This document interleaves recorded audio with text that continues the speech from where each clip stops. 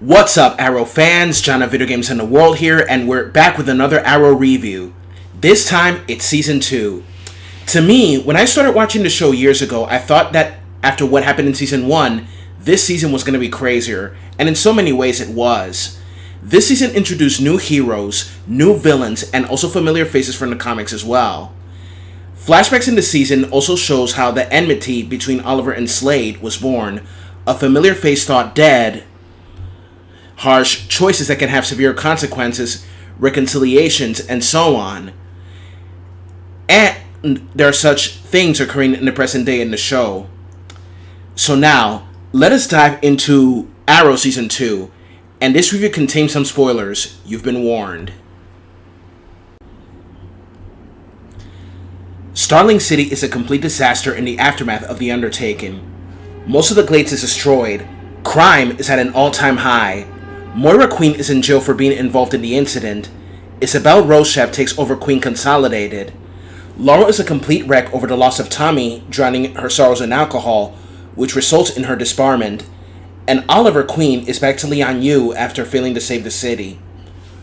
Once Diggle and Felicity find him, they bring him home to find out things are a lot worse than before. But now, he is ready to make things right, and in order to do so, Oliver will no longer kill as a new rule. However, there are some enemies Oliver must face, such as the League of Assassins, a scheming runner for mayor, and also an old nemesis from his past. And a face long thought dead reappears.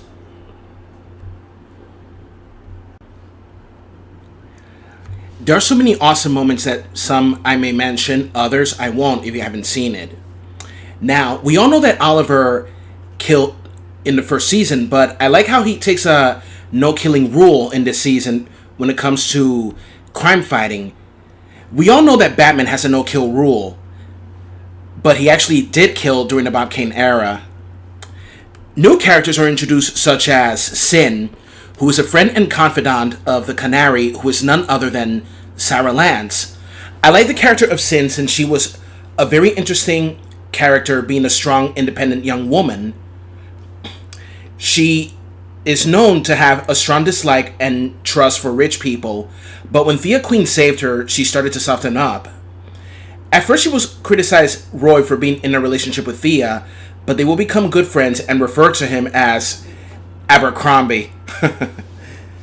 The character of Sin in the comics was the adopted daughter of the Black Canary, but in this show, Sin and Sarah have a sister-like bond.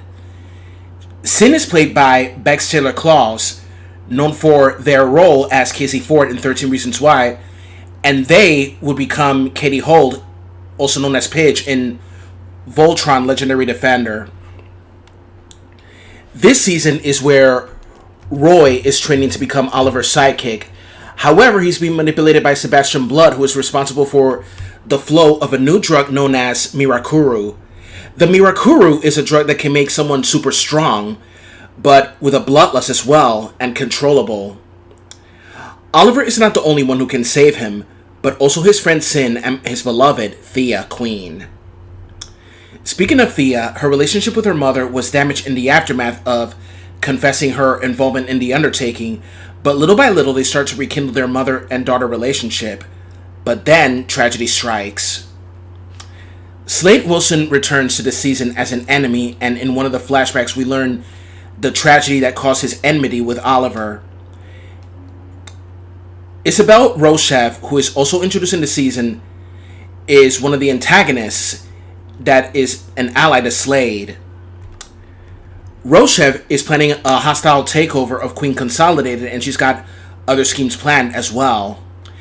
I like Summer Glau's portrayal of the character. Summer Glau is known for the TV series Firefly by disgraced writer, director, and producer Joss Whedon. We are also introduced to the man, the legend, Anatoly, in a flashback when Oliver is imprisoned in a ship called the Amazo. In the comics, Amazo was a super robot that copied the powers of superheroes such as Superman, Martian Manhunter, Red Tornado, Flash, Black Canary, and so on. Imagine if we copy Batman, then everyone will be screwed. Nissa Al Ghul is also introduced in the show. Nyssa is the daughter of Ra's Al Ghul, and I love the character. Katrina Law was phenomenal in her role, I gotta say.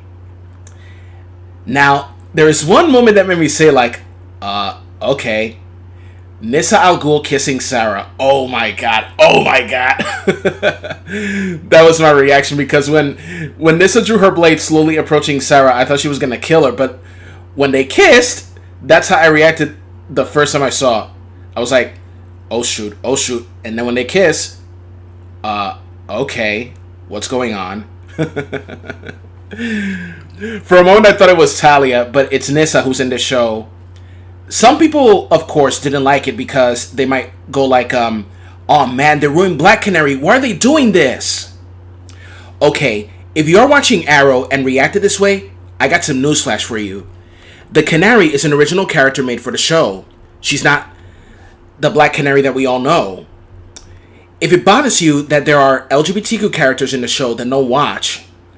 Now, in this day and age, with this stupid culture war seemingly having no end, people will be screaming. Some people will cry saying that they're butchering the show with LGBTQ inclusion. Here's the thing.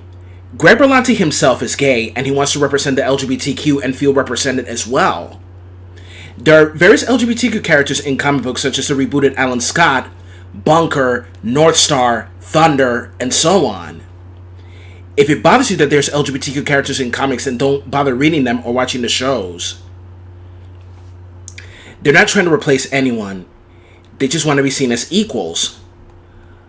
And of course, others will be crying about the male gaze. My favorite episode, second to the season finale, is Suicide Squad. Now, this episode had my mind blown away because for the first time, it wasn't just about Oliver Queen fighting bad guys. It was Diggle joining a super team known as the Suicide Squad. And we also get to learn a lot more from him and his ongoing feud with Deadshot. I like the character of Bronze Tiger, played by the one and only Michael J. White. But this is not the first time he is in DC Comics.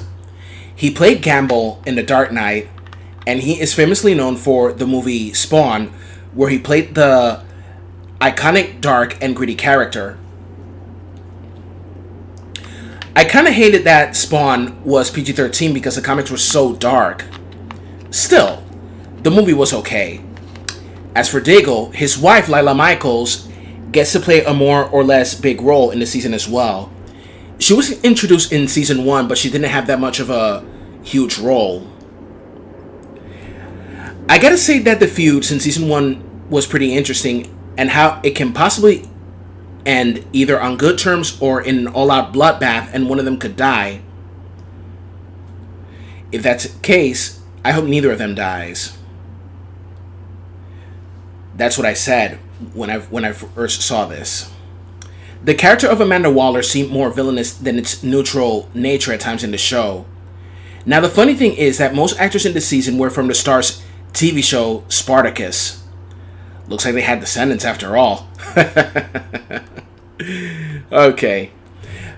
And finally, to wrap this up, what I can say is that I love season 2 a lot better than the first one. Things made me jump off my chair, others made me cry, I admit, and others got me excited wanting for more next season.